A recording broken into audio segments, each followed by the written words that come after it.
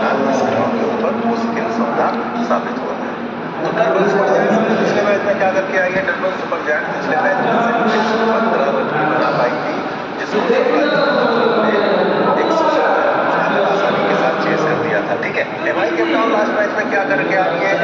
MI Cape Town last match में हरा कर आ रही है जोहान्सबर्ग सुपर किंग को, जिसमें 172 रन चेस करने होते हैं और एमआई केप टाउन की टीम आसानी के साथ उस रन को चेस कर देती है